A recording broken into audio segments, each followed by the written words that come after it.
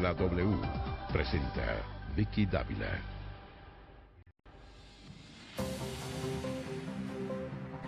Hola, ¿qué tal? Muy buenas tardes, los saludamos, bienvenidos. Esta es La W. Saludamos a nuestros oyentes en todo el país y, por supuesto, en cualquier lugar del planeta y a todos aquellos que se empiezan a conectar a nuestro Facebook Live. Hoy tenemos un programa especial, por eso durante toda esta hora compartiremos en entrevista con el presidente de la Corte Suprema, el magistrado Rigoberto Echeverry, y con el vicepresidente, el magistrado José Luis Barceló. Hablaremos con ellos en medio de días difíciles para la Corte Suprema de Justicia, que enfrenta, sin lugar a dudas, el peor escándalo de corrupción de toda su historia. Lo repetimos, sabemos, en el último episodio tenemos al magistrado Malo, que decidió quedarse en la Corte aún sabiendo todo el daño que le causa a la justicia y a este alto tribunal. Pero sabemos que los malos son pocos. Los buenos son más, y por eso hoy queremos hablar con el presidente de la Corte y su vicepresidente de manera franca, honesta, de cara al país, y sobre todo porque hay algo muy grave, y es que no podemos los colombianos permitir que se acabe la confianza y la credibilidad en un tribunal como la Corte Suprema de Justicia. Hoy estamos tratando de poner las cosas en su lugar y estamos tratando de entender qué salidas tiene la Corte Suprema para acabar con este escándalo de corrupción. Bienvenidos, magistrado Echeverry, magistrado Barceló. Buenas tardes, ¿cómo están? Buenas tardes, ¿cómo están? Gracias por acompañarnos. Mire, creo que tenemos que empezar, bueno, primero muchas gracias por aceptar esta entrevista que imagino no es fácil para ustedes porque los temas a tratar son muy, pero muy complejos. ¿Qué legitimidad tiene hoy la Corte Suprema de Justicia como un alto tribunal de justicia con este escándalo de corrupción que han tenido que enfrentar? ¿Cómo se sienten ustedes frente a los colombianos que han tenido la Corte como el máximo tribunal de la justicia? Bueno, la situación que estamos pasando actualmente no es normal en la Corte Suprema de Justicia, es una situación extraordinaria, donde somos conscientes de la gravedad de la situación, de que esta situación está minando la credibilidad de la Corte y tenemos la misión de salir al frente de la situación, cumplir con las investigaciones, de que la Corte cumpla con su función para guardar la institucionalidad. Las acciones inmediatas que se están adelantando es acelerar las investigaciones a lo máximo que se pueda con el fin de establecer los responsables y sancionarlos conforme establezca la ley. Esa es la situación actualmente que estamos enfrentando. Grave, por supuesto, muy grave para la Corte Suprema de Justicia. ¿Se sienten, magistrado Barceló, apenados con la gente, con los colombianos? ¿Se sienten avergonzados? Vicky y todos los oyentes, es un honor y un placer estar aquí en esta mesa y a través de estos micrófonos dirigirnos a ustedes y al país. Pues claro que estamos apenados, es vergonzoso. ¿Cómo no va a estar apenado el padre de familia que le sale un hijo cometiendo delitos, por ejemplo, o el padre frente a sus hijos? Es decir, los que pertenecemos a la rama judicial y sobre todo los que toda la vida hemos estado en ella, pues nos sentimos apenados, avergonzados. Pero eso no significa que la Corte Suprema de Justicia pierda su legitimidad, porque al fin y al cabo no se puede echar de la noche a la mañana a la basura la trayectoria de una institución que y creo no equivocarme, ha sido pilar fundamental de la democracia en Colombia en los últimos 100 y pico de años. La Corte la Corte Suprema ha participado a través de decisiones en procesos de paz como fue el M-19. La Corte a partir del año 91 o antes, acuérdense que fue la que permitió la existencia de la Corte de la Constitución Política, la que hoy nos rige. La Corte Suprema a partir de 91 acá ha adelantado procesos investigativos en materia penal muy delicados. Toda la parapolítica se la ha llevado en sus hombros. La Corte ha condenado no solamente a congresistas, ha juzgado a ministros generales de la República y el país sabe cuáles son los resultados. Es decir, esos resultados, esa justicia del tribunal más alto en materia de justicia ordinaria no puede dejarse a un lado porque en los últimos pocos años haya habido actos de corrupción que no podemos negar, pero que de esto estamos seguros vamos a salir bien librados. Entre otras cosas, magistrado Echeverry, la gente en la calle está pensando que todos los que integran la Corte son como Malos, son como Bustos, son como Ricaurte. ¿Cómo hacer para que la gente entienda que todos no son Malos, que todos no son Bustos, que todos no son Ricaurte y que hay gente buena también en la Corte Suprema de Justicia? A ver, las informaciones iniciales es que unos magistrados de la Corte incurrieron en unas conductas delictivas. ¿Cómo hacemos para que nosotros, todos los magistrados de la Corte, recuperemos la credibilidad? Investigando a fondo la situación, estableciendo responsables en este punto. Por eso es que hemos, en el comunicado de la semana pasada, hemos reiterado nuestra petición a la Comisión de Acusaciones para que adelante con mayor celeridad la investigación que está a cargo de ellos y se establezca qué tan ciertas son las afirmaciones que se están haciendo y quiénes son los culpables. Miremos el último episodio para ir como de adelante hacia atrás. El último episodio es con el magistrado Gustavo Malo, que a pesar de tener a su hija Yara ya con una imputación de cargos por estar supuestamente quitándole parte del sueldo a una fiscal, no sé cómo lograron nombrar esa fiscal, que está con unos testigos que están hablando en contra de él, que hay unas grabaciones, digamos, los indicios son muy fuertes. Y el señor sencillamente dice que no se va. ¿Se sienten ustedes con las manos amarradas? ¿Tienen ustedes mecanismos para decirle a Malo se va o no los tienen?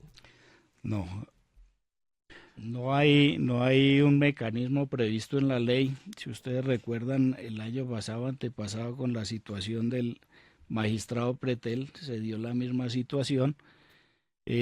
Nosotros insistimos en la solicitud al magistrado Malo de que hiciera un paso al costado, no solo por el beneficio de la Corte Suprema de Justicia, sino del propio, para que asuma su defensa. Porque ¿Eso es unánime, magistrado, o hay alguien allá en la Corte que diga no, Malo debe quedarse? No, a ver, el debate que se dio el jueves pasado no hubo votación. Hay dos posiciones al respecto y es el compañero, la situación personal de cada uno con el compañero, y otra la institucional. La institucional fue la que se tomó allá la decisión. Hubo debates por salas y se llevaron las posiciones a la sala plena, y en la sala plena se le llevó esa proposición al doctor Gustavo Malo. Obvio que cada uno expresó su Pero hubo parecer. quienes lo defendieron. Eso nos contaron, que hubo quienes lo defendieron en la sala. Hubo posiciones no de defensa, sino de hablar del compañero en esta situación. Pero la decisión que se tomó al final fue de pedirle que hiciera un paso al costado. No podemos hablar de que alguien se opuso. Pero muchos dijeron, espérese un momentico, ¿será que están cuidando su propio pellejo? No, yo no creo. Esa es la forma de ver de cada uno la situación. Vicky, si me permite, Sí. yo puedo aportar ahí otra idea con la venia del señor presidente. Sí. Lo que pasa es que no olviden ustedes, y no pueden olvidar los colombianos, que estamos rodeados en una corporación de jueces, que somos profesionales del derecho muy apegados al mandato constitucional y al respeto de los derechos y garantías fundamentales. Partamos de ese presupuesto. Entonces, no solamente vemos la problemática interna desde lo personal, sino también desde lo jurídico.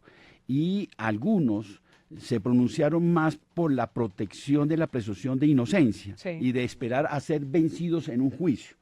lo que no evitó o no impidió, perdón, que estuvieran de acuerdo a que se le pidiera al doctor Malo que hiciera o diera un paso al costado. ¿Nos podría decir los nombres de quienes tenían esa preocupación jurídica de la presunción de inocencia de Malo? No, no me parece. A fin y al cabo, la sala la hicimos en un debate y yo creo que pues, me parece Dígame correcto si manejamos. fueron muchos. No, fueron más bien pocos. Pocos. Y yo ¿Eran amigos de Malo? No, todos somos compañeros de Malo allá, lo hemos sido, yo lo soy y lo he sido durante casi 6 años. Vuelvo, insisto, repito, no se trata de proteger al delincuente, que quede bien claro. Y ningún magistrado está alcahueteando esa situación. Sí.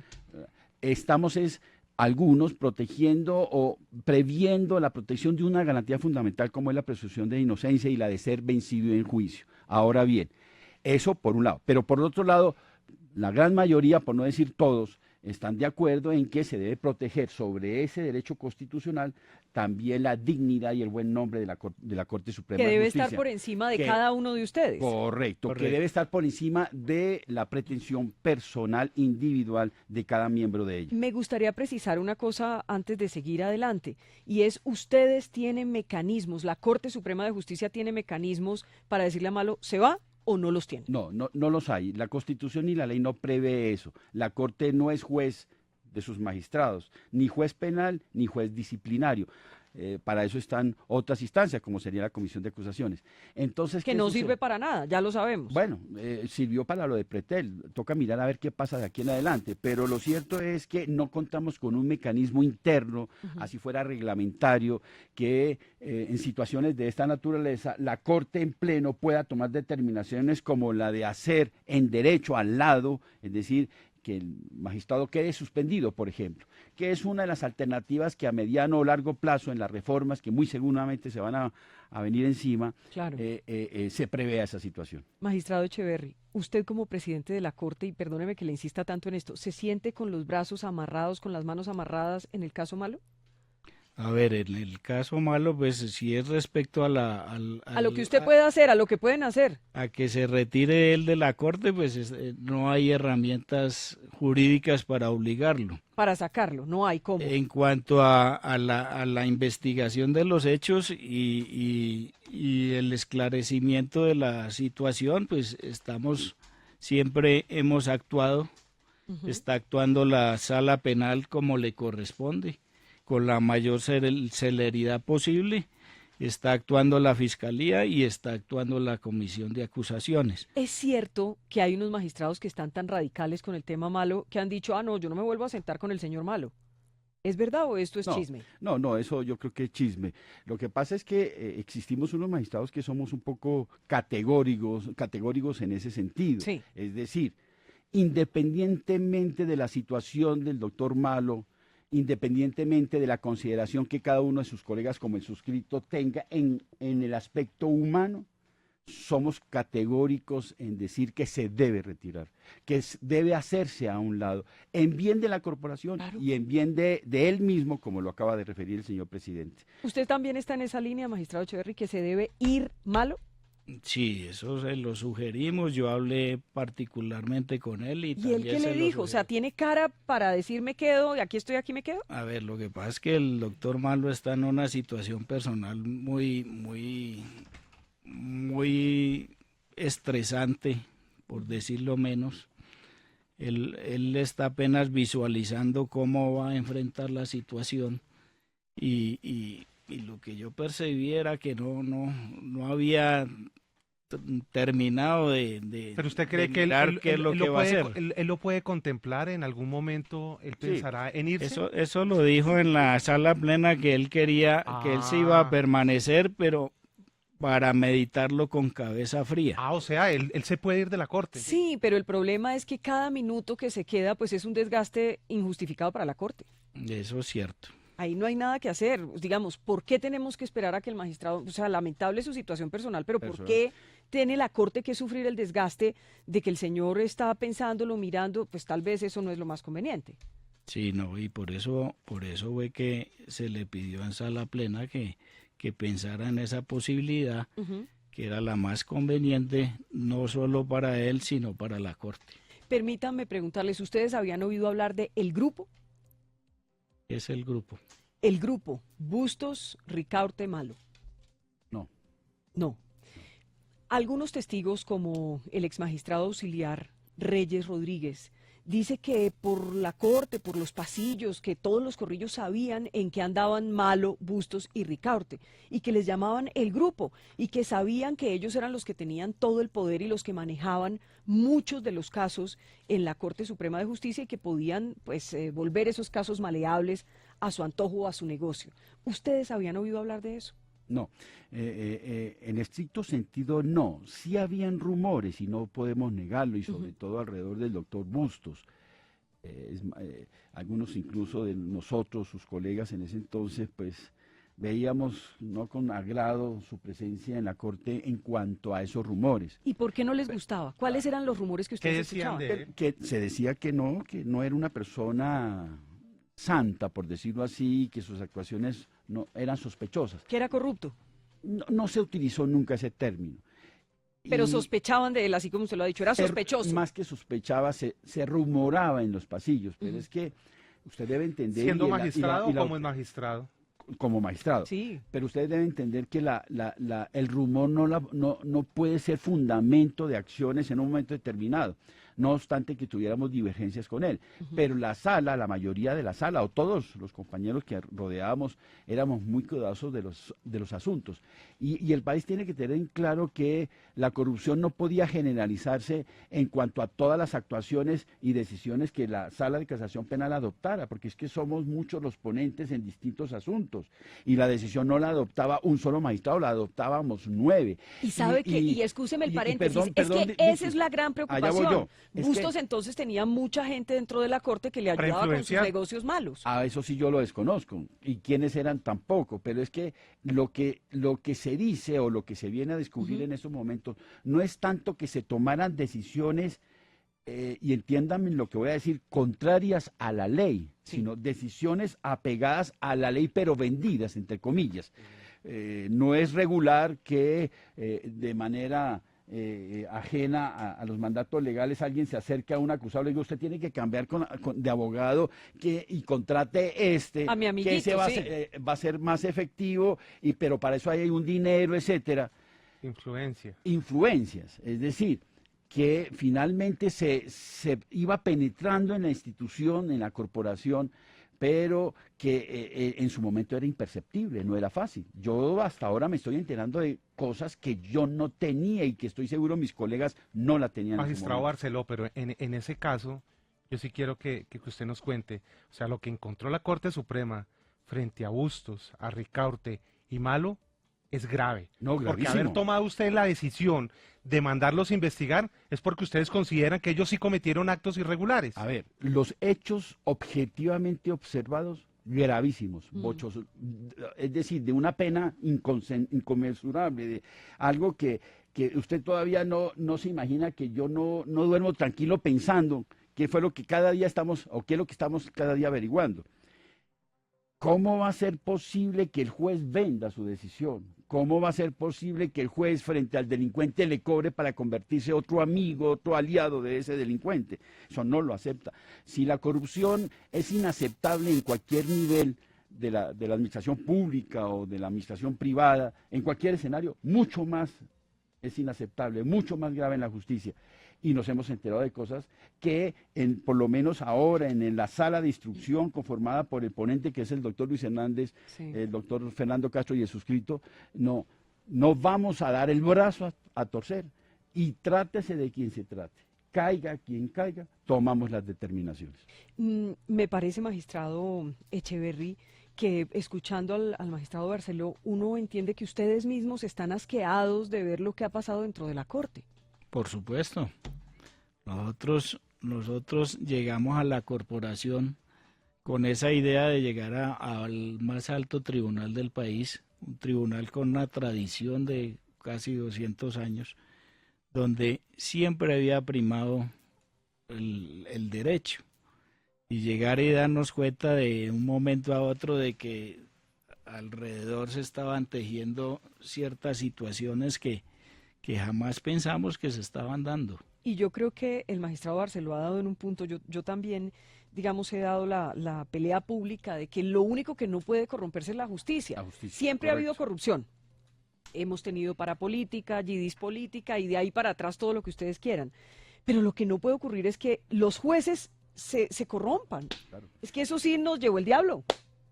Pero se está, a ver, todo este escándalo y todo esto que está presentando a nivel de la rama judicial es para bien de la justicia, Para depurar. Claro. para depurar Claro. todas estas situaciones que si bien de pronto era un rumor, que si bien de pronto se daban,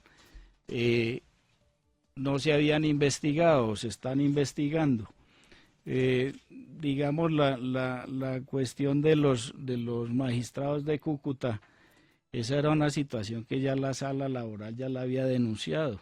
Lo mismo que la corrupción en el Meta, eso ya se había denunciado y se había pedido a la fiscalía que se investigara. Ahora están resultando todas estas situaciones que se están dando es para salir fortalecidos de la situación. Vicky, si me permite agregarle a lo que dice el señor presidente, y en eso sí quiero que quede constancia también histórica, varias de estas investigaciones contra tribunales del país las ha pedido la Corte Suprema de Justicia, porque nos llegaron ¿no? noticias de actos de corrupción. Eso por un lado. Y por el otro, qué mejor que sea la propia Corte Suprema de Justicia la que se depure, la que se filtre, la que saque lo que le está causando terrible daño. Pero no han podido porque ahí tienen a malos sin poderlos A ver, sacar. pero eso no significa que estamos en ese trabajo mire, yo Vicky, y lo digo, no sé, pronto, ojalá no me equivoque. Señor. No sé, a mí me parece que el doctor Malo va a recapacitar y va a evaluar su situación. Y no sé, me da la sensación ¿De que se va? que pronto hace un ¿Usted paso qué le adelante. pediría hoy públicamente y usted, magistrado, qué le pedirían ustedes dos que son las cabezas hoy de la Corte Suprema de Justicia?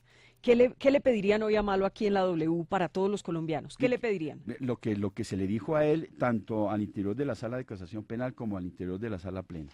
Doctor Malo, lamentamos su situación personal, lamentamos profundamente la suya y la de su hija, la de su familia. Nadie quisiera estar en este momento en sus pantalones. Pero desde la perspectiva de la institución, de la Corte Suprema de Justicia, por el buen nombre de esta corporación amada por muchos, usted debe hacer un paso al lado. Le va a mejorar a la Corte y le va a mejorar a usted. ¿Qué dice, magistrado Echeverry? ¿Qué le pediría hoy si tiene aquí, si Malo nos está escuchando, qué le pide por favor a Malo? Ya dentro del debate que se dio en Sala Plena se le pidió a él que se hiciera a un lado para el bien de las investigaciones y para bien de la corporación y de él propio. Y también se lo dije a él particularmente en una reunión privada antes de la Sala Plena de que pensara en esa posibilidad. Como le dije, él está en una situación ahora de que está mirando a ver con cabeza fría a ver cuál va a ser su actuar en estos días. Yo creo que él debe estar pensando en esa Presentar la situación. renuncia. Y además es que una cosa es lo jurídico, Y otra cosa. que él tendrá que demostrar su inocencia si es inocente, No. o las autoridades demostrarán su culpabilidad, pero lo otro es lo ético.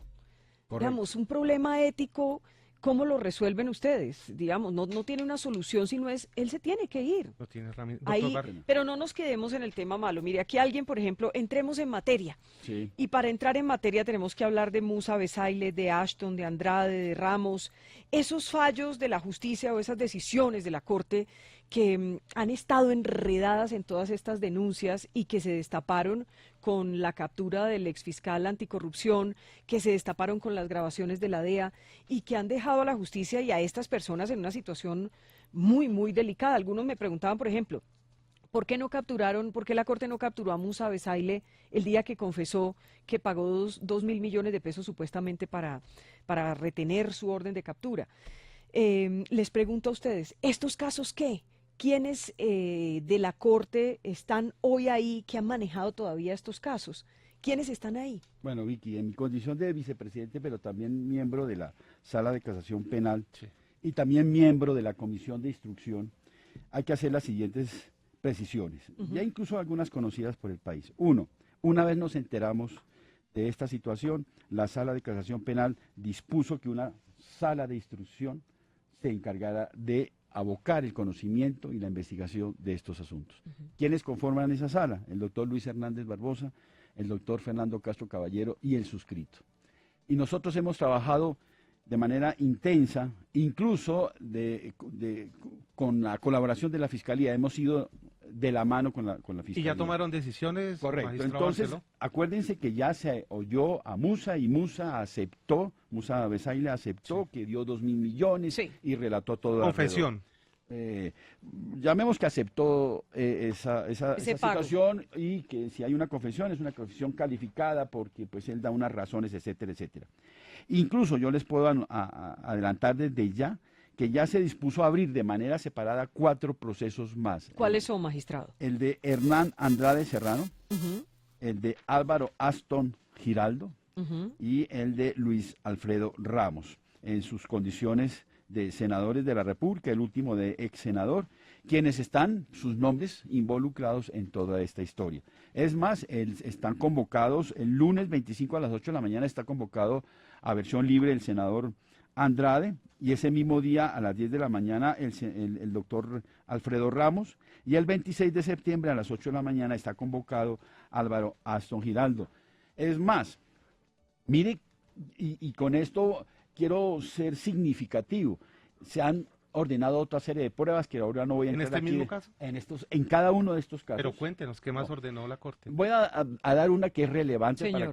para que la opinión se dé cuenta que estamos. Sí. Ordenamos dentro de estas actuaciones, se ordenó oír en testimonio a la doctora María del Rosario González, A la ex magistrada. a la ex magistrada, en la medida que ella en su momento fue ponente en el asunto de Andrade, y también se va a disponer oír en declaración al doctor Luis Guillermo Salazar. A él se le recibirá bajo Magistrado. declaración jurada, actualmente magistrado. Sí, Pero señor. eso sí no tiene precedentes en la Corte que No. escucha a sus Entonces, propios ¿son quiénes? ¿María del magistrados. Rosario y quién más? Y el doctor Luis Guillermo Salazar Luis Guillermo Salazar. Otero. Ellos, vamos a oírlo. ¿Por qué? Porque ellos conocieron de ese asunto como ponentes. Ujú. Óigase bien. ¿Sobre qué punto se abre No, exactamente las investigaciones? No, es que no hay que perder de vista esto. Ellos fueron ponentes en el asunto del senador Hernán Andrade. Andrade. Ujú. Pero paralelo a estas pruebas, se ordenó revisar de manera exhaustiva cada uno de esos expedientes. O sea, las actuaciones de estos magistrados. Las actuaciones, no hablemos tanto de los magistrados porque Del proceso. no vamos a poner en tela de juicio su probidad y Sí. su rectitud, ni más faltaba. Es cómo ellos nos pueden colaborar recordando minucias que de pronto la sala no tuvo conocimiento, y al mismo tiempo la revisión del proceso permite establecer cómo fue que se adelantó la actuación, quién llegó como defensor, en qué momento fue revocado ese poder para dárselo a otro. Bueno, en fin, todos los actos que se adelantaron y que le den luces a la sala de instrucción alrededor de las responsabilidades que estamos En este trabajando. punto precisamente, doctor Barceló, quiero aprovechar porque mucha gente está diciendo hay que revisar no solamente estos expedientes, sino muchos expedientes donde tuvo participación el abogado Pinilla, el abogado Gustavo Moreno.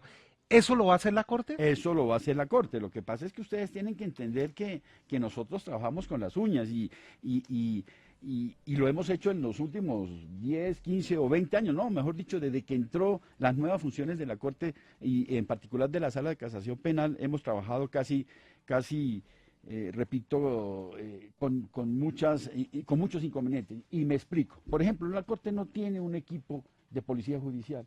Nosotros, si vamos a hacer trabajos de campos en la tarea investigativa, nos toca acudir a la generosidad del fiscal general de la Nación de turno, ¿no? O incluso a la Policía Judicial de la Policía Nacional para que nos colabore. Un magistrado como el suscrito, como el doctor Rigoberto, tenemos apenas 5 o 6 magistrados auxiliares, no tenemos más, y son múltiples las funciones.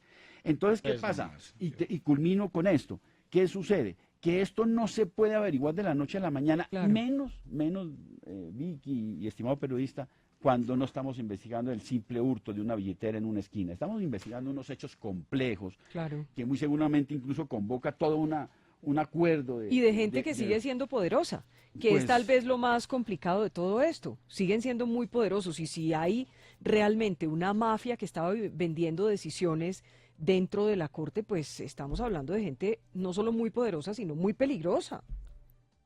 Bueno, eso es la tarea que tiene la Sala de Casación Penal.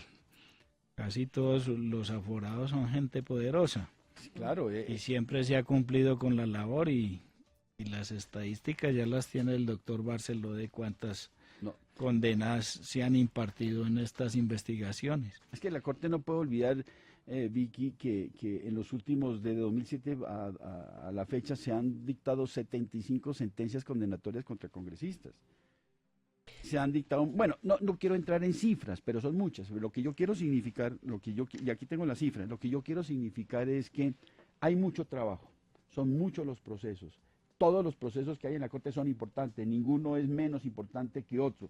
Y tres, esto no es con resultados de un día para otro. Claro. Es más, si ustedes me preguntan, yo mismo hasta me sorprendo de los resultados, porque lo que ha sabido el país en los últimos 15 días es gracias a la Corte Suprema de Justicia, claro, sin obviar la valiosa colaboración de la Fiscalía Y de General de la Estados Nación. Unidos.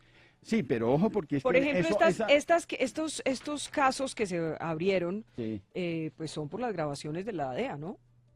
No, eso... bueno, Ashton, Andrade, correcto, Ramos. pero en eso sí creo que es justo, Ujú. en sus justas proporciones, hacer los reconocimientos. Sí. Claro, esto es iniciativa de la Fiscalía General de la Nación, que le pidió colaboración a las autoridades ¿Qué cosas se extranjeras. han sabido por la Corte? Correcto. ¿Qué cosas? ¿Qué cosas? A partir de lo que se ha venido haciendo oyendo a Musa Besaile, oyendo a su defensor, el doctor León, oyendo al exmagistrado Reyes, a un miembro de Policía Judicial, todo eso nos ha permitido abrir un compás grande de conocimiento y vamos a partir de aquí conociendo las Quisiera cosas. hacer como una pequeña pausa en todos estos casos puntuales y preguntarles,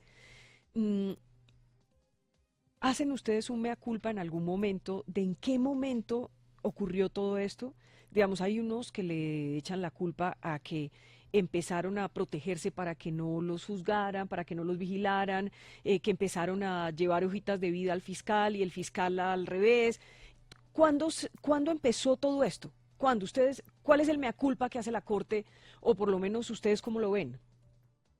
¿Cuándo empezó? Sí, ¿cuándo empezó todo esto? ¿Cuándo se le abrieron las puertas a la corrupción en la Corte? ¿En qué momento? Ustedes, cuando empiezan a pensar, pero ¿esto a qué horas pasó? ¿Pero cómo fue esto? ¿Qué se les viene a la cabeza? Si el presidente me deja hablar. Bien pueda, Mire, Vicky, yo voy a empezar a hacer unas afirmaciones que pueda que no gusten, A ver. pero me nacen para ser sinceros. Ninguno de los integrantes de la Corte Suprema de Justicia de hoy, que somos en este momento 22 de 23, hay una vacante que no se ha llenado, ninguno participó en la elección ni de Ricaurte ni de Bustos, partamos de eso. Y muy poquitos participamos, creo que si son 3 no son más, en la elección de Malo, así de sencillo. ¿Cuándo empezó a suceder esto? En la Corte pasada, a la que nos antecedió, que entre otras cosas... O sea, ¿la Corte de la Parapolítica? Yo diría que sí, o sea, pues de los magistrados de entonces, y no lo reduzcamos a la parapolítica, hablemos de los que eran magistrados de ese entonces, a ellos había que pedirle... Son.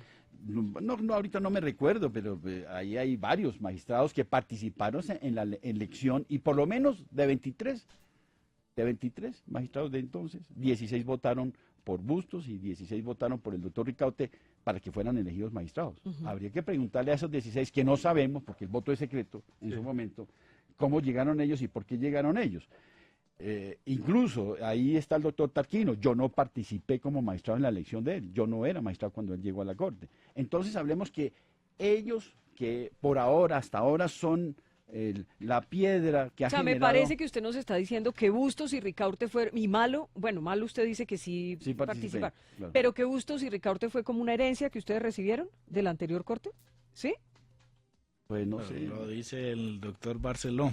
Podríamos pensar que sí. Ahora, yo no estoy aquí eximiendo responsabilidades y tratando de trasladarla a otros, pero es que si hay algo de lo que yo siempre he sido un gran crítico en este proceso de nombramiento de magistrados, de nombramiento de jueces, etcétera, no solamente los requisitos constitucionales, legales, del conocimiento y la experiencia, Sí. sino un factor muy, muy primordial, el don de gente, la persona, quién es esa persona. Y muchas veces no se ha auscultado y no se sigue auscultando como debería ser, no, ese factor primordial, fundamental, que le permita a uno saber que se trata de una persona correcta. Porque es que, y no lo digo ahora, lo he dicho en otros escenarios. Magistrado Barceló, pero en ese punto, permítame, en ese punto también veamos la reforma a la justicia. Los magistrados de la Corte Suprema se opusieron a la reforma a la justicia para que no existiera, para que no los investigara un tribunal aparte de la comisión de acusaciones. ¿Ustedes hoy qué piensan de eso? ¿Ustedes estarían dispuestos a que los investiguen y que se acabe ese fuero? Porque es que ese fuero debería tenerlo solo una persona en el país, que es el presidente de la República, y no más. ¿Por qué tenemos que tener 300 y 400 personas con fuero constitucional en el país? A ver, yo había dicho ya que el mayor interés de los magistrados es que los hechos se investiguen y se investiguen a fondo y se establezcan los responsables. O sea, nosotros no estamos interesados en que no se nos investigue. Al contrario, queremos que sea ágil el sistema para que se investigue y se determine quiénes son. Porque es que siempre nos van a estar salpicando con dudas Claro. a todos los que integramos la Corte Suprema de Justicia y en general las altas cortes. Mientras que si la justicia es rápida y es eficiente, pues se va a establecer quiénes son y se va a establecer quiénes son, como diría al principio, los buenos y los malos. Claro. Quiero decirles que ya empiezan a llegar mensajes. Ya empiezan a llegar mensajes y dicen, si la anterior corte eligió a Bustos y a Ricaurte, ¿a ustedes quién los eligió? ¿Los eligieron Esa Bustos y corte. Ricaurte? Correcto. A ustedes y Sí. quiero preguntarle, ¿ustedes dos son amigos de Bustos y de Ricaurte? Sí, yo llegué en el año 2000 a la Corte y yo conozco a todos a los involucrados, Sí, por pero lo una menos cosa de es la Corte. conocerlo y otra cosa es ser amigos. ¿Son amigos? ¿Usted es amigo de Ricaurte y de Bustos? A ver, ¿o no? yo primero que todo trabajé con ellos. Con Ricaurte, si con mal el no estoy. doctor Ricaurte trabajé. Ujú. Cuando él fue nombrado en la Corte, yo era magistrado auxiliar de ese despacho. Y me tocó quedarme, yo estaba solo ahí, me tocó y me quedé porque tenía que dar el apoyo al magistrado que venía y mientras él traía su equipo de trabajo. O sea, yo los conozco, trabajé con el doctor Ricaurte y nunca le vi Nada raro. nada raro. Los magistrados auxiliares de la sala laboral son muy distintos a los de la penal porque ellos tienen unas funciones investigativas. Nosotros simplemente hacemos los proyectos y se los entregamos al magistrado. Ujú. No más, esa es la función que nosotros tenemos. Yo le podría preguntar si usted se hizo magistrado gracias a Ricaurte. Me hice magistrado ¿cómo? De la Corte Magistrado Suprema. formalmente, sí. A ver, Si contó con su apoyo y demás, le ayudó, pues eso hay que hacerlo y todo. a ver, si el doctor Ricaurte no hubiera apoyado la candidatura mía, si hubiera estado en contra, ¿Usted había sido magistrado o no? no creo porque cuando el jefe de uno no lo apoya, no lo va a apoyar nadie, es el que le conoce a uno el trabajo. ¿Y hoy usted cómo se siente de haber tenido el apoyo de Ricaurte que está tan cuestionado? Pues yo sé y estoy consciente de que llegué con el voto de él, pero con el voto de otros 16 más. Y en el caso suyo, magistrado Barceló, Yo no soy ni fui amigo ni del doctor Bustos ni del doctor Ricaurte. ¿y de malo? No, tampoco soy ¿Votó amigo. por Malo? No conozco ni siquiera la casa del doctor Malo, no fui a la casa del doctor Bustos y alguna vez estuve en la casa del doctor Ricaurte, tal vez unas 2 veces, en cuestiones estrictamente laborales, porque fue para la reforma de la justicia de entonces, porque yo hacía parte de esa comisión, por un lado. Soy y he sido de ellos compañeros, Ujú. que es otra cosa. Y que ha tocado en esa condición, pues, ¿Usted interrelacionarlos. votó por malo para que fuera magistrado? Yo voté por Malo, pero ¿Hoy está arrepentido de ese voto? no, pero es que, a ver, es que yo puedo votar en la elección de Malo por él o haber votado en blanco. Ah, pero Sí, no claro. me va a contar. Ajá, no, yo sí prefiero no contar porque Cuénteme. pero yo sí estuve en la elección del doctor Malo. Cuénteme cómo fue su voto. No, Por no, favor. no hay necesidad. ¿Fue en blanco? No hay necesidad. Fue en blanco, me parece. Mírele que fue la en blanco. cara, claro. Tiene pura No, cara de voto no, en no. blanco Y con además, malo. No, y además, no, no. mire, y además en el interior de la Corte se conoce la postura fuerte, tengo que reconocer, del magistrado Barceló frente a este caso y del doctor Echeverri. En las discusiones que se han llevado en estos días, durísima la posición de ellos frente a estos magistrados. Oiga, yo le quería preguntar... quiero agregar una cosa que se me olvidó. Sí. Y con ellos, con los tres magistrados y el doctor Malo, o sea, los dos y el doctor Malo, incluso el doctor Taquino, tampoco fui amigo de ellos, fui compañero de ellos. Pero quiero agregar una cosa, con el doctor Busto incluso nuestras relaciones no eran las mejores. ¿Con quién? Con el doctor Bustos cuando era magistrado. ¿Y por qué? ¿A usted no le gustaba Teníamos por los diferencias, rumores? teníamos diferencias y por Bastantes. los rumores, y yo eso a veces lo comenté con los mismos colegas, eso por un lado, y por el otro. Es más, si ustedes hacen memoria en Revista Semana, tal vez en el año 2013, no me acuerdo, nos sacaron una caricatura con guantes de boxeo peleando, porque Sí. trascendió que nos habíamos agarrado, nunca llegamos a las manos, pero sí tuvimos discusiones. Sí, siguen pairadas. llegando mensajes. Sí. ¿Quién eligió y religió a Bustos presidente de la sala? ¿Quién lo eligió como presidente? Esta corte. A ver. Manda mensajes. Usted sabe que esto lo está oyendo por lo menos todo el que está interesado en el tema. Y tienen derecho a preguntar. Ujú. Al doctor Busto lo eligió la sala penal en su entonces como presidente y yo voté por esa presidencia. Sí. Como presidente por segunda vez, o sea, reelección, sí estuve en contra de esa posición. Incluso solamente fuimos dos magistrados de entonces, la doctora María Rosario y el suscrito, que nos oponíamos a esa reelección. Pero como eso es votando, Claro. y en la sala plena para ser presidente de la Corte, yo no voté por él como presidente. Bueno, Jairo les preguntaba ahorita por Y el tema de los... Perdón, Vicky, y hago esta aclaración. Yo Sí. no voté por él, voté siempre en blanco, y eso sí lo digo por una sencilla razón, porque yo competía, yo era otro candidato a la presidencia para ese entonces. Pero ahí sí revela su voto, porque el de malo no lo quiere revelar. ¿Pero para qué? Porque yo Pero tengo curiosidad. Mírele la cara y ahí está la A respuesta. ver, ¿votó en blanco para malo? Cuando se vaya malo lo digo. ¿Pero por qué? ¿Le tiene miedo a malo? No, ni más faltaba Ah. a ninguno de los colegas. Me gustaría saber su voto por malo. Vamos a ver si de aquí a la una Sí. logro el cometido. Óigame, estaba hablando Jairo del tema de los aforados y yo antes les había hecho una pregunta si ustedes en algún momento no hacían un mea culpa, porque hay quienes piensan que las Cortes no se dejaron reformar, que hubo mucho lobby cuando se intentó en el gobierno Santos hacer una reforma a la justicia, terminó saliendo entonces el ministro de Justicia, Juan Carlos Esguerra, como el gran culpable de todo, pero la verdad es que muchos magistrados no querían perder los beneficios.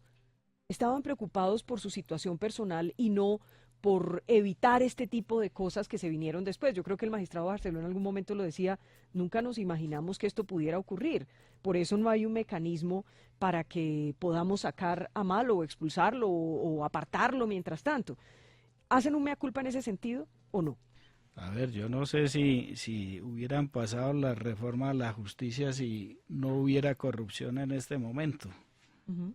Yo no creo que la causa de la corrupción o de las denuncias de corrupción se deban a que es que no se dejaron reformar o que las reformas que se plantearon en su época se cayeron. Este fenómeno está afectando todo el Estado colombiano y está afectando las altas cortes. Que nosotros nos opongamos a que nos investiguen, no, nosotros nunca nos hemos opuesto a esa circunstancia. En ese caso no tengo mea culpa por por la primera reforma fallida. Al fin y al cabo esa falló fue por el mismo Congreso. Sí. La otra fue por un fallo de la Corte Constitucional donde se establecieron las circunstancias Donde se cayó todo el Tribunal de Aforados. donde se cayó el Tribunal de Aforados. Pero ¿cómo se cayó? Se cayó por la llave Bustos Montealegre. Ustedes son conscientes de eso. Por un fallo de la Corte Constitucional. Pero no fue así, magistrado Barceló. Por la llave Montealegre de Bustos. Yo desconozco de esa llave, sé que eran muy amigos, pero no sé si esa amistad haya generado esa llave de la que usted habla. Déjeme recordarle, la primera reforma, y de eso lo puedo dar fe porque hice parte de la comisión que la Corte tenía para para participar en ella, esa reforma era muy buena, buenísima, tenía cosas estupendas y ahí participaron en ese entonces el doctor Arrubla, bueno, muchos magistrados que en ese entonces se encontraban. Lo que pasa es que esa reforma se frustró en el acto de conciliación, porque le quitaron y le pusieron un montón de cosas que, claro, llevó al presidente Santos en su momento a no promulgarla, a no firmarla.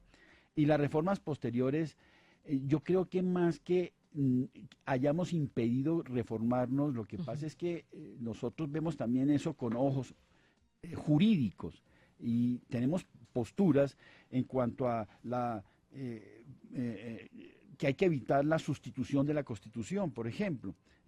Nosotros no creemos que el Congreso pueda en un momento determinado acabar una Corte. Eso es una facultad del constituyente, como lo fue en el constituyente 91.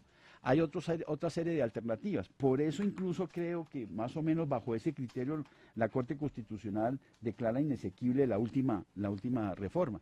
Pero de lo que yo sí le puedo dar fe, y en eso yo quiero que usted, Vicky, y todos los colombianos tengan la seguridad que yo soy amigo de la Corte y soy enemigo, primero, de las marrullerías, y segundo, de las prerrogativas innecesarias que debamos tener nosotros en la Corte. Y le cuento una cosa, si no todos, la gran mayoría, pero yo diría todos los magistrados de la Corte Suprema de Justicia, no ahora y por razón de este asunto, sino de tiempo atrás, somos y hemos querido que los quiten las funciones electorales. Y dos, que nos juzgue un tribunal. Es más, somos los más interesados. ¿Usted cuánto cree que hay en la Comisión de Acusaciones e Investigaciones contra todos nosotros? Yo calculaba el otro día que no tengo menos de unas 100 denuncias penales contra mí, contra toda la sala penal. Eso es un peligro para nosotros mismos. Y yo soy el más interesado que esas cosas se definan y que tengamos un juez natural activo y que lo hagan. Entonces somos amigos de un tribunal para nosotros. Envía mensaje. A esta situación llegamos justo por la impunidad de la que gozan y que siguen defendiendo. En este caso, ya está el gobierno proponiendo, primero han estado pensando en una reforma constitucional, pero después se está ventilando que están pensando en un referendo en marzo. ¿A ustedes les gusta el referendo, magistrado Echeverry? ¿Le gusta el referendo? A ver, pues el tema no se ha llevado a sala plena y no se ha definido. Pero usted ya se reunió con el ministro de Justicia la semana pasada. No alcancé a reunirme porque estaba en la sala plena definiendo lo del doctor Malo. Precisamente quedé de hablar con él mañana por la mañana sobre el tema referendo y la justicia. Lo que me dijo él ahora que ese no era un mecanismo que hubiera cogido ya el gobierno, sino que era una de las tantas posibilidades. Bueno, pero si ese es el mecanismo que en últimas se escoge, lo que siempre hemos pedido en las reformas a la justicia es que se haga con el mayor cuidado posible. Se trata de la columna vertebral de la democracia, del Estado Social de Derecho. Pero que requiere una reforma urgente porque está permeada por la corrupción. Claro, y cualquier intervención debe hacerse con el sumo cuidado, porque es uno de los contrapesos del Estado. Entonces, si se va a escoger esa fórmula, si definitivamente hagámosla con todo el estudio que ello requiere. O sea, ¿alargar más y alargar más? No es alargar, es estudiar el tema, no salir al paso con una reforma a la carrera para solucionar un tema coyuntural. Y de opinión pública, de pronto, dar una solución a la opinión pública, porque entre otras cosas, este gobierno es un gobierno que perdió el plebiscito para la paz. ¿Cómo garantizar que un referendo que necesita, entiendo que por cada pregunta 9 millones de votos, ¿cierto? Claro. Bueno, entonces, ¿quién va a garantizar? ¿Dónde están los 9 millones de votos de Santos? Pues no hay. Y ya se va, además es que le quedan 8 meses. En mi criterio, cualquier mecanismo que se vaya a utilizar, partamos de una base, las reformas se requieren. Ahora, el mecanismo que se vaya a utilizar, ojalá sea el más idóneo. Con una precisión bien clara, que no porque se requiera una reforma urgente tengamos que correr todos para que mañana otra vez se frustre, no, por varias razones. ¿Usted se la dejaría al nuevo gobierno? No sé, yo en eso sí no me quiero meter. La idea es que sí requerimos reformas, y no solamente reformas alrededor de las cortes. La justicia de base necesita muchas cosas, tiene muchos problemas que hay que en este momento considerar. Es decir, repito, las reformas coyunturales son peligrosas, son a veces inconvenientes y salen mal.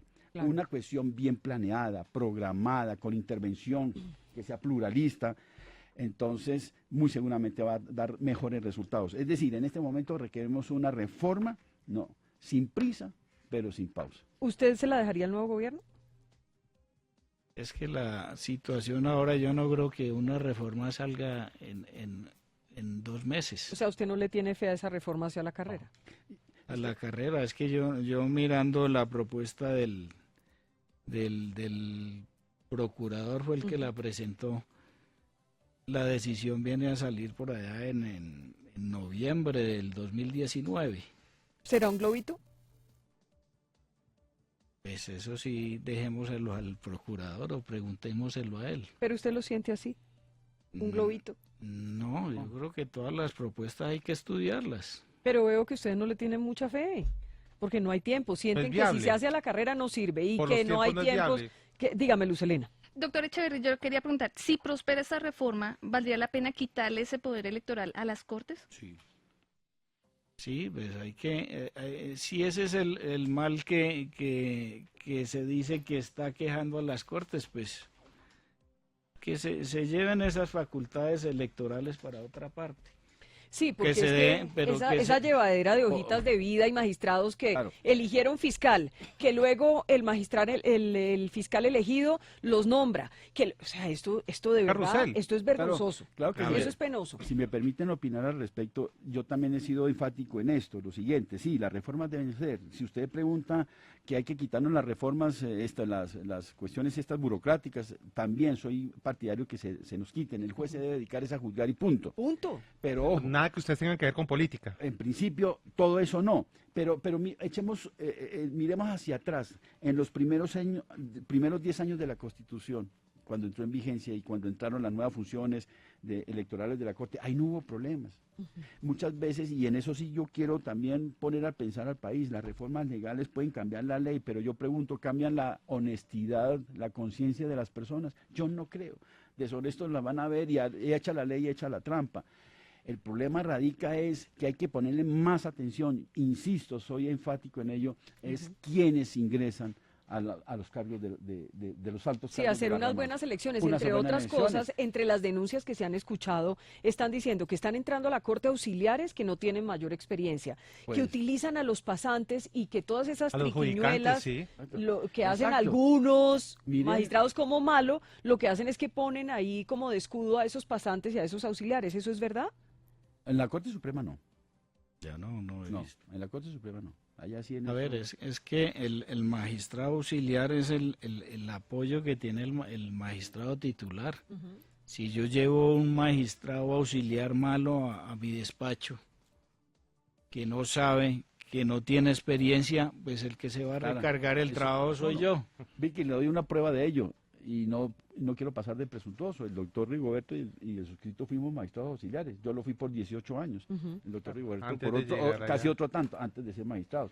Es decir, el magistrado es un cargo muy técnico y se requiere de gente muy profesional. Doctor Ustedes Barceló. están de acuerdo, excúseme Jairito, ustedes están de acuerdo con quienes dicen que la Fiscalía de Eduardo Montealegre le hizo mucho daño a la Corte Suprema de Justicia y a la justicia en general, ¿o no? Bueno, no sé, no tengo opinión sobre eso, porque yo particularmente no participé nada con el fiscal Montealegre. Yo no sé la sala penal que tenía más ¿Qué dice? Yo no tengo relación con él. elemento de juicio, tampoco tengo para hacer esa afirmación. Y otros dicen que todo el lobby para que ganara Néstor Humberto Martínez lo hizo el magistrado Bustos. Recuerden una algarabía que se armó en el Congreso por una denuncia de Angélica Lozano que dejaba claro pues que estaba pensando Bustos en ayudar a Néstor Humberto Martínez Pero- para ser elegido fiscal. Yo- ¿Ustedes tienen preocupación por eso? No, yo no veo eso así, yo no creo que eso sea tan cierto. Y me van a perdonar si mis palabras son un poco fuertes. Nosotros somos, es decir, los magistrados, o por lo menos muchos de nosotros no somos idiotas. Es decir, no nos pasan por encima así porque sí. El doctor Busto no sé de sus actos positivos o negativos. No quiero entrar ahorita a juzgarlo, pero si eso es cierto, no. Téngalo por seguro que eso no recaía, esa influencia, ese sí, influencia, no sé qué O otro- imposición. esa imposición no era sobre todo los magistrados. El doctor Néstor Humberto fue elegido, yo creo que por la mayoría de los magistrados que votaron por él y de manera libre, autónoma y mirando su hoja de vida. Pero no con y- influencia de no, Bustos. yo no creo, la verdad, yo no creo y no se trata de... Él defender ya al se señor había fiscal. retirado cuando se dieron las votaciones. Sí, y al doctor Bustos ya no era magistrado. Doctor Barceló, yo quiero preguntar rápidamente, por Sí. ejemplo, cuando hablan de desarchivar procesos, ¿qué pasó con el de la Dirección Nacional de Estupefacientes? El testigo Camilo Bula está entregando información, pero disparado en la Fiscalía, en la Corte, ¿y por qué no avanzan esas investigaciones? Incluso el proceso de él está en la Sala de Casación Penal hace 2 años. ¿Qué es Claro. lo que pasa en ese caso? Yo sé que se le está poniendo ahora mucha atención a ese asunto, lo que pasa es que lo lleva a una sala de instrucción diferente a la que yo no pertenezco. Tantos años, y magistrado. yo no conozco detalles porque, vuelvo y repito, las salas son autónomas, independientes, para no contaminar al resto de las salas. Pero le van a meter el acelerador, lo van a mirar a fondo. Mire, ténganlo por seguro que no solamente eso, todos los asuntos, y yo repito, son todos los que llegan a la Corte son delicados, tienen la plena atención y la plena preocupación de la Sala de Casación Penal. Y nosotros todos estamos preocupados para que eso avance dentro de nuestras limitaciones, dentro de nuestro trabajo ¿Y por qué uno no se abundante. explica, magistrado, Sí. ese proceso de Musa Besaile casi 2 años, 12 años? Tantos años, que son absurdo. procesos que llevan muchos Son años. procesos que uno dice, pero ¿cómo no le abrieron o le cerraron Claro. o lo capturaron, le hicieron? Pero nada, nunca decidieron y el proceso fue pasando de mano en mano. Yo no quiero hacer explicación alguna porque, entre otras cosas, ese precisamente es un motivo de averiguación al interior ¿Pueden del- cambiar ustedes la jurisprudencia, como se ha hablado en estos días, para dar principio de oportunidad por el caso, por ejemplo, del ñoño Elías, donde quiere hablar, quiere contarle a la Corte muchas cosas? ¿Cambiarla en qué sentido? No es que En darle beneficios como principio de oportunidad, como en ley 600, eso no los contempla pues la Corte Suprema. La Corte tendría que estudiar eso y si es viable y si es aplicable esos principios. ¿Están dispuestos a cambiar esa jurisprudencia por la verdad del país? Tocaría mirarlo. Yo no puedo hablar por toda la sala y eso sí quedaría mal. Pero a usted, su opinión, Yo no lo veo con malos ojos. ¿le gustaría? Podría ser. Si vamos a saber la verdad, le Claro. gustaría. Es más, ya dio un adelanto. La Corte ya dio un primer paso. Ujú. Acuérdense que en la ley 600 se establece la colaboración eficaz respecto Claro. de los condenados. Es decir, las personas condenadas que colaboren pueden obtener beneficios o rebajas de pena. Eso en la ley 906 no se contempla. Entonces, ¿qué sucede? Ya la Corte se pronunció en que sí lo puede hacer por el principio de favorabilidad y de integración, en que eso se aplica a la ley 906, o sea, al sistema acusatorio. Tendría que irme a la pausa, pero me voy a tomar unos minutitos para preguntarles. ¿Ustedes tienen familiares en la Fiscalía, en FONADE, en la Procuraduría? Yo no. No, ninguno de ustedes. No. Que eso fue en parte lo que también ha desprestigiado la Corte y ya lo hemos hablado durante toda esta entrevista, ¿no? Poner aquí al uno, poner aquí al otro. Fue como si negociaran esos cargos y eso pues definitivamente no les queda bien, lo desprestigian la Corte y esto les da herramientas. Por ejemplo, Uribe ha sido muy crítico de la Corte, ustedes lo saben, y en su Claro. momento Claro. hubo un enfrentamiento muy fuerte con la Corte que destapó la parapolítica y por estos días los uribistas dicen, se lo advertimos al país, se lo dijimos, era una Corte corrupta y ta. ¿Qué piensan hoy ustedes de esas críticas del uribismo? A ver, ¿qué dice? Presidente, Porque él es el presidente, presidente de la Corte. Doctor Echeverri. A ver, ya hay unas decisiones tomadas por la Sala de Casación Penal Ujú. y yo creo que todo este escándalo, pues esto es como crea un ambiente propicio para echarle un manto de duda sobre todas las decisiones. Y entonces se aprovecha esa situación políticamente, eso es la única... ¿Usted cree que les están, digamos, cayeron ustedes en el tema de la política? Además vienen las elecciones del 2018 también, ¿no? Vicky, perdona que la corrija, ustedes es mucha gente. Yo me atrevería a decirle, Eso está en la aclaración. yo me atrevería a decirle al presidente Uribe, y ahora en su condición de senador, que puede hacer todas las críticas que quiera y Sí. las puede hacer él y cualquier ciudadano. Sí. Ahora, afirmar que todas nuestras decisiones o son corruptas o son políticas es un atrevimiento, es una grosería, es un irrespeto, porque a favor de Uribe, la Corte ha tomado determinaciones. Y en contra de Uribe, la Corte ha tomado determinaciones. ¿Y qué? Aquí, por Las que ejemplo, lo me dicen, ¿y favorecen. por qué será que la Corte le ha archivado todas las investigaciones al expresidente Uribe, por No, eso ejemplo, no es en el cierto. caso de Daniel Coronel? No, eso no le han archivado. Yo soy ponente ahí y no se le ha archivado. Eso no es cierto. Ahora, hay discusiones, llamémoslas jurídicas, en cuanto a la composición, adecuación típica, como llamamos nosotros los penalistas, respecto del delito de injuria y el delito de calumnia. No, eso no significa que una determinación que lo favorezca no sea la decisión corrupta o sea la decisión política. A mí Eso me no es cierto, eso no es cierto, porque hay otros. Yo ahorita hace poco estuve en la Corte rindiendo versión Sí. libre, también en una por calumnia e injuria, en donde está Sí. es denunciante el señor Coronel. Entonces que lo llamé, eso no, ese acto también es corrupto porque lo haya llamado a rendir versión. No, eso no es. Eso Llega no es así. mensaje. Lo cierto es que Bustos no actuó solo y quedan muchos de sus socios por ahí. ¿Usted comparte esa preocupación, magistrado Echeverri? Pues yo me atengo a lo que den las investigaciones y hasta lo que yo sé, ahí los que están involucrados son los que se están investigando. No sé de que haya más, de que Pero no haya tienen más. paranoia un poco ustedes de, uy, este no será de Bustos, uy, este no será de Ricaurte, uy, este no será de Malo. Sí, si De que yo tengan estuviera allá, influencia estaría muy otros preocupada. compañeros en la misma corte. Porque no actuaron solos, digamos, eso es clarísimo. No podían llegar a hacer negociaciones tan grandes con fallos solos. Tenían que tener su gente, su brazo armado allá adentro. Lo que dice el presidente, si eso es así, la investigación que estamos Ustedes los van a adelantando, encontrar. y no solamente nosotros, y desde aquí, desde estos micrófonos que nos los están prestando hoy, yo sí llamo de manera vehemente a la Comisión de Investigación de la Cámara, que se pongan las pilas, que haga una investigación acelerada, pronta, que resuelva estos asuntos. ¿Y usted tiene sospechas o cree que hay más magistrados en todo este escándalo, doctor Barceló? Usted que es tan sincero y tan franco en este tema. No creo. Y si los llegara a ver, yo en ese momento no puedo dar nombres porque no creo que existan. Pero yo dejaría la reserva y la Pero duda. dejo la reserva. Si alguien está comprometido y que está en la corte, que vaya renunciando. Doctor Barceló, en lo que usted estaba hablando ahora de revisar procesos y todo, el de la FARC política, ¿es cierto que ustedes lo podrían revisar o eso ya es un tema muerto? No, eso ya es un tema, no llamémoslo muerto, es un tema archivado que está archivado o un tema que está en curso y que muy seguramente perdemos la competencia una vez entre a funcionar del Tribunal Especial para la Paz. Aquellos que dicen que si no renuncia Malo, que renuncien los buenos. ¿Ustedes qué dicen? ¿Eso se volvió un chiste, magistrado Echeverri? A ver, no, es que hay unas fórmulas que ahora se lanzan al aire y que son muy facilistas, y es que renuncien todos. Con eso queda tranquilo el país.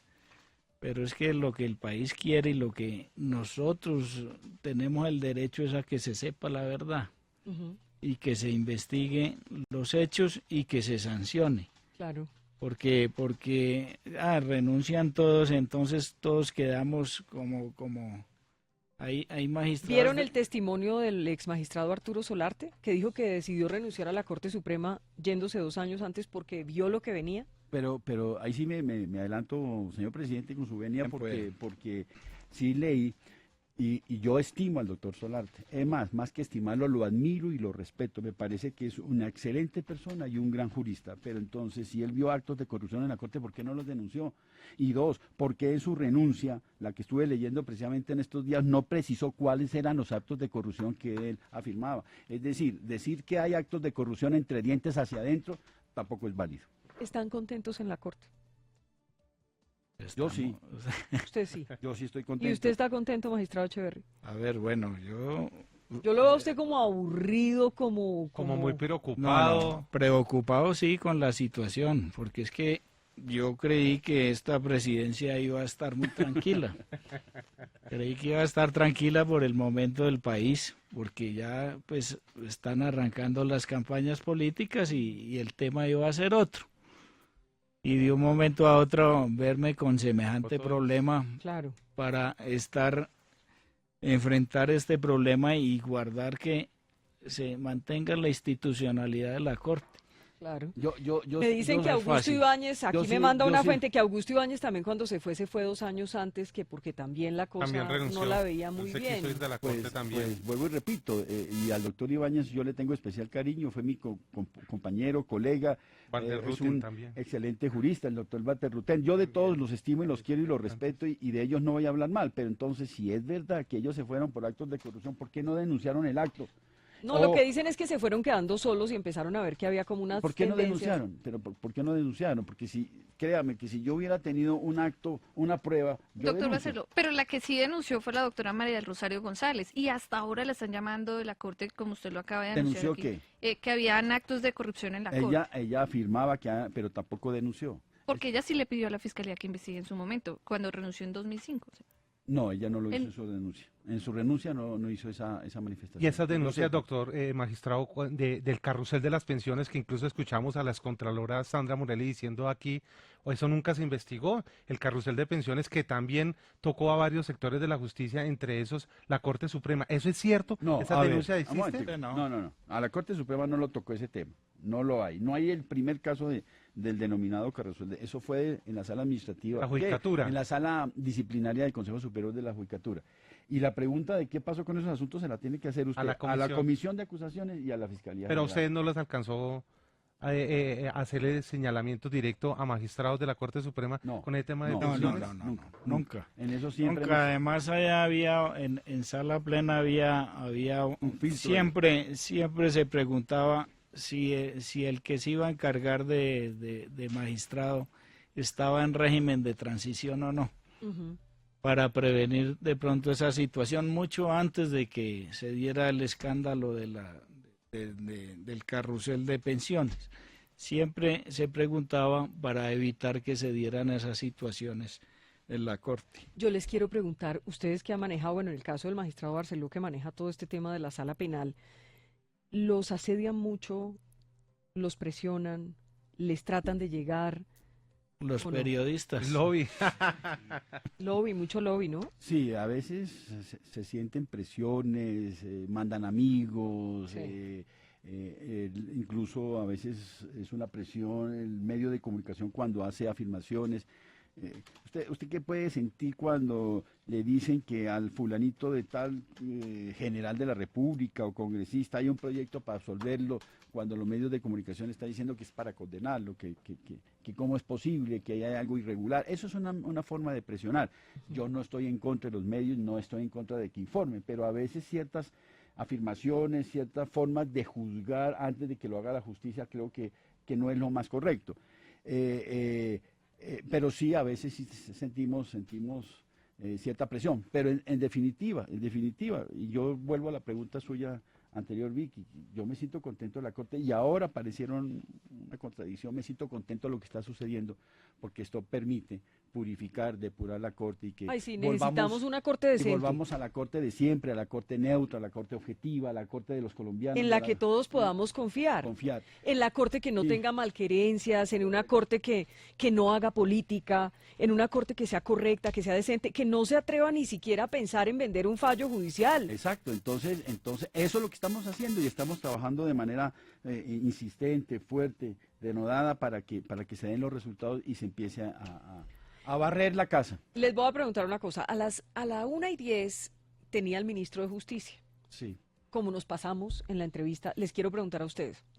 ¿Le recibimos la entrevista? Ahí lo tengo en la línea. ¿Lo saludamos? Si usted quiere, usted es ¿Está la que bien? dirige este programa. Usted que no se pudo encontrar Claro, con el ministro. hay que la oportunidad de hablar Bueno, con él, ministro, ¿qué hubo? presidente. ¿Cómo va? Buenas tardes, Vicky. Saludos a los magistrados. Aquí los tengo, al magistrado Echeverry y al magistrado Barceló. Salúdelos, por favor. Buenas tardes, ministro. Hola, presidente y magistrado Barceló. Buenas tardes. ¿Cómo vamos? Muy Bu- interesante todos comentarios. Buenas tardes, ministro. Ministro, no le estamos oyendo bien al ministro. A ver, miremos. ¿No me oye bien? Ahí sí. Ya, mejor. ¿Qué decía usted? Que me parece muy bien y muy importante la entrevista que ha tenido con los magistrados Barceló y con el ¿La presidente escuchó? Echeverry. ¿La escuchó? Sí, escuché parte.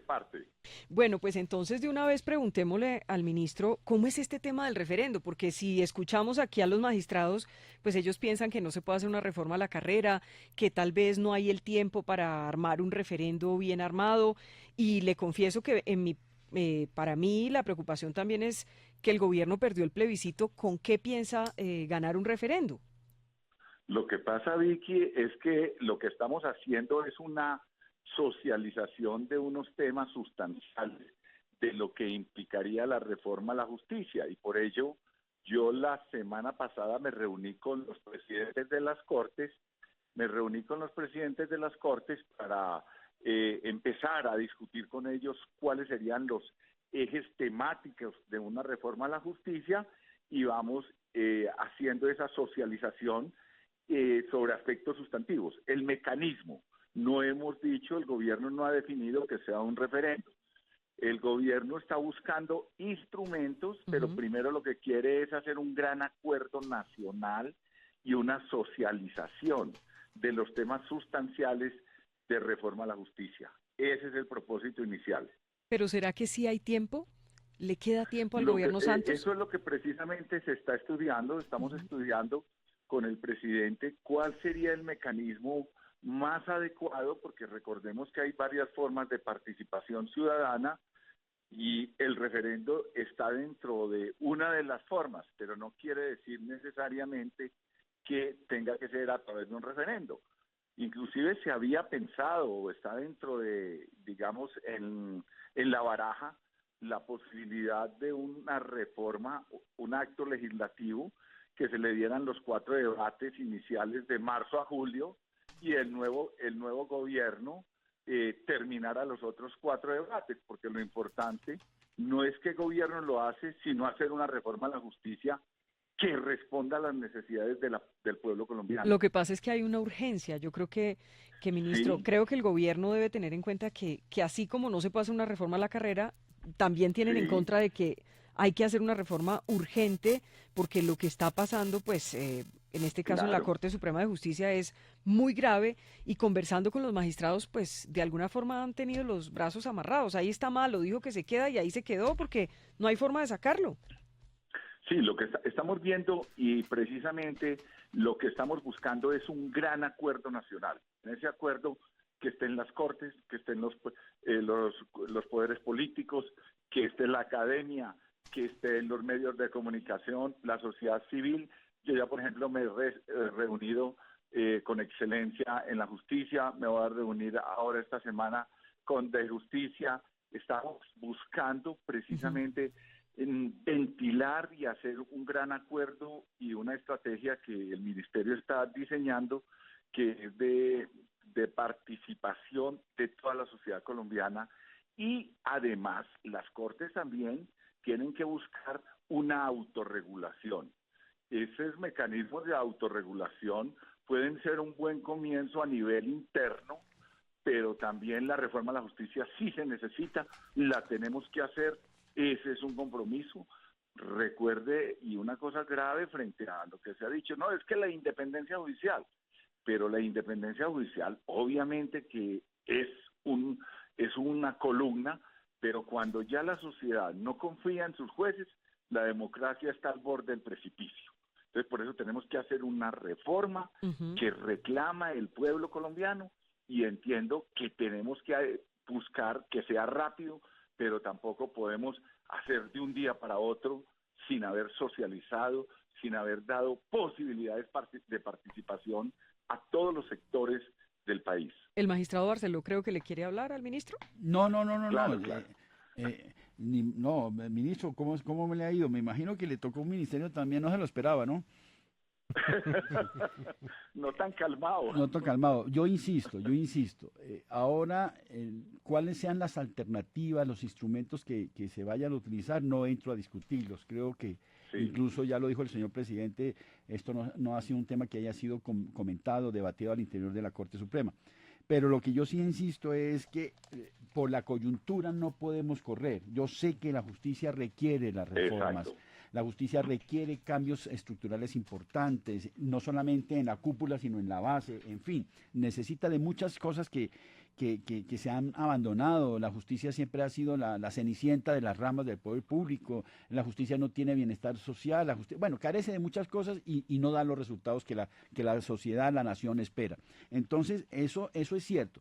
Pero de la carrera no queda sino el afán, tratar de hacer cosas a la carrera, independientemente de cuál sea el instrumento, en mi criterio va a generar son más fracasos y frustraciones. En cambio, algo bien pensado, algo bien meditado, con comisiones que estudien. Esto no puede ser una cuestión de 6 meses ni de un año, esto debe ser mínimo de 2, 3, 4 años. Mire que los mejores códigos que ha tenido Colombia en su época, como fue el decreto 100 de 1980, los comisionados de entonces se gastaron 10 años elaborándolo y fue un código ejemplar. Señor ministro, usted que es un jurista y lo sabe, y muchos códigos así. A mí me parece que la codificación que debe regir la rama judicial en Colombia, empezando por las Cortes hasta el último juez del último rincón del país, debe tener una regulación seria, una estructura importante que produzca efectos y que beneficien a todo Colombia y que los colombianos sepan que tienen una buena administración de justicia. ¿Y qué le iba a decir el presidente de la Corte, magistrado Echeverri? Bueno, no, yo más o menos es la misma posición en la que he expresado aquí. Cualquier intervención en la justicia como columna vertebral de la democracia tiene que ser bien pensada, bien estudiada, que no se rompan los mecanismos de pesos y contrapesos y no salirle al paso a una situación coyuntural con una reforma a fondo de la estructura del Estado que, como dice el doctor Barceló, puede llevar a problemas peores. Esa es más o menos la posición que Ve hemos que hay expresado. preocupación, ¿no? Sí, me parece muy importante las apreciaciones de los dos magistrados y precisamente yo creo que lo importante es ver cuál es el mecanismo que estamos generando para socializarlo, para permitir que participen no solo las Cortes, sino igualmente la academia, participen igualmente los representantes de los principales partidos políticos, que participen la sociedad. Tenemos un patrimonio muy importante que es el acervo de fracasos de reformas que ha habido. O sea, esto no es una cosa que se saque de un día para otro, y Claro. por eso decía yo, no es que vamos a sacar de aquí a mañana o a pasado mañana o en estos días inmediatos algo que requiere tanta paciencia y que requiere tanto aspecto de orfebrería. Vamos a tener en consideración todo el acervo de lo que han sido los conatos de reformas en el pasado, que han llevado a una cascada de frustraciones cada vez que se ha pretendido hacer una reforma. O sea, tenemos mucho material, vamos a abrir una ventana o una página web donde va a estar toda esa información, las sentencias de la Corte, los debates en el Congreso, los proyectos, para que la ciudadanía pueda mirar, para que la ciudadanía pueda Ministro, participar. pero todo eso Sí. suena muy bien y yo entiendo también a los magistrados, pero si nos vamos a tardar 1, 2, 3, hasta 10 años, no sé, haciendo una reforma, pues la gente, mientras tanto, los que están... El propósito del gobierno, Vicky, Sí. es empezar o terminarlo en este gobierno. Una de las dos. Sí, porque la gente necesita también respuestas rápidas y necesitamos recuperar la confianza en la majestad de la justicia, en la Corte Suprema de Justicia. Digamos, usted como ministro de Justicia, hoy ¿qué le dice al magistrado Malo? Que lo está escuchando, estoy segura. No, yo lo he dicho muy claramente, hay una posición de la Corte que yo realmente acompaño. Me parece que es para el bien de la institucionalidad, en bien del país, en bien de él mismo, para que pueda defenderse más tranquilamente afuera. Yo creo que él debería acatar lo que ha dicho la Corte Suprema de Justicia, porque la institucionalidad está frágil. Tenemos que hacer un cuerpo común frente a la justicia, tenemos que buscar una reforma, y yo realmente digo que no nos podemos demorar 10 años para reformarla, ni 6. Esto ni tampoco pues para pasado mañana, pero sí el gobierno tiene todo el interés precisamente y va a facilitar toda la socialización. para efectos de que sea participativa, incluyente, democrática, tengamos todo el acervo de fracasos como elementos que nos permitan construir una verdadera reforma, bien pensada, con calma, pero empezando en ese gobierno o terminándola en ese gobierno. Ministro, cuando usted habla de que esta reforma debe ser participativa, incluyente, democrática, está hablando prácticamente de un referendo, o incluso la otra opción que tiene el gobierno es un acto legislativo. Hay muchas formas, yo estoy socializando los aspectos sustantivos o sustanciales que tienen que ver con los pilares de lo que sería una reforma. Eso es lo que yo estoy socializando. Ya será el señor presidente el que dice cuál es el instrumento o el camino para que se canalicen esos aspectos sustantivos. Yo me encargo de lo sustantivo y el presidente ya dirá cuál es el camino o el procedimiento. Una pregunta final, ministro. ¿Qué hay de qué? ¿El gobierno está preocupado por la corrupción que está claramente, que ha permeado la Corte Suprema de Justicia, que ha permeado la Fiscalía? ¿Estaban preocupados? Porque yo creo que, bueno, esto no es un tema solo de la Corte Suprema, de las otras cortes también. Supremamente preocupado por todo el fenómeno de corrupción. Acaba de hacerse hace 8 o 10 días precisamente un seminario aquí con Chile a la cabeza, donde se habló, y yo hice una ponencia sobre corrupción igualmente. El gobierno, el señor presidente y el Ministerio de Justicia presentamos hace poco 2 proyectos sobre probidad y transparencia, y voy esta semana, como usted lo sabe, Vicky, a la ONU precisamente a hablar sobre el tema de corrupción. Claro. Estamos muy preocupados, pero recordemos, Vicky, que la corrupción, más que un problema de normas, es un problema de principios, hay que reconstruir la ética y la moral de los ciudadanos colombianos, y con mayor razón de los jueces y de los funcionarios públicos en general. Pues, ministro, le agradecemos por estar con nosotros hoy en la W. Una feliz tarde. Vicky, un saludo muy especial y siempre atento para todo lo que pueda servir de pedagogía a través de la W. Y muchas gracias por haberme llamado. Un abrazo, ministro. Bueno, al presidente de la Corte Suprema de Justicia, al vicepresidente, a ustedes 2.000 gracias por estar con nosotros en la W. ¿Qué pasó? Vicky, no, es que no, yo nunca en mi vida había estado en un centro de estos Pero le pasó el susto y todo, sí, muy bien. Ya me pasó un poco el susto y se va uno acostumbrando. No, le quito unos segundos. Señor, tranquilo. Para culminar, y yo sé que es también la expresión viva del presidente y de todos los magistrados de la Corte. Yo le pido a Colombia que crean en esta Corte Suprema de Justicia. Yo le pido a todos los colombianos que no es fácil que crean frente a tantas adversidades. Sí, tanta porquería que se ha sabido. Etcétera, pero que ya los corruptos no están, de eso yo estoy casi convencido. Deje la reserva porque no hemos oído las otras grabaciones de la DEA. Pero que crean y que estén seguros, insisto, reitero, soy enfático, que se está trabajando muy fuertemente en ese asunto, es decir, casi de día y de noche, y que la comisión de instrucción, compuesta por los 3 magistrados que les he mencionado, estamos dedicados a ese trabajo. Y repito, insisto, pase lo que pase y caiga quien caiga, la verdad termina sabiéndola el país. Magistrado, para despedir. Bueno, no, muchas gracias. Yo lo que quería decir es que para recuperar la credibilidad de la Corte no es con palabras ni con discursos, es con hechos. Y las investigaciones nos darán la razón.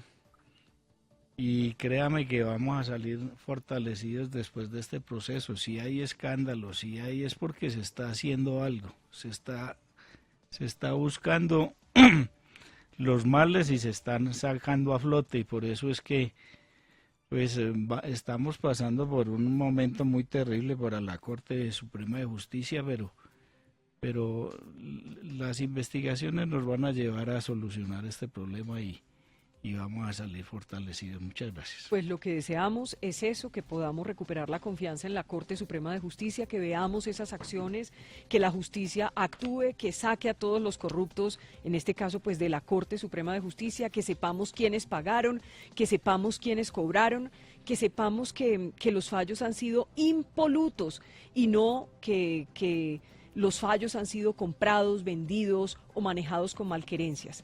Creo que eso es lo más importante. Les agradezco enormemente esta conversación porque creo que ha sido más que cualquier cosa una charla y una conversación. Y hoy desde aquí le decimos al magistrado Malo que aquí también está el micrófono, hoy que hemos hablado tanto de él, para que él nos acompañe en la W. Aquí queremos escucharlo, queremos escuchar su versión y queremos entender por qué no se va de la Corte Suprema de Justicia. Esta es la W. Muchas gracias.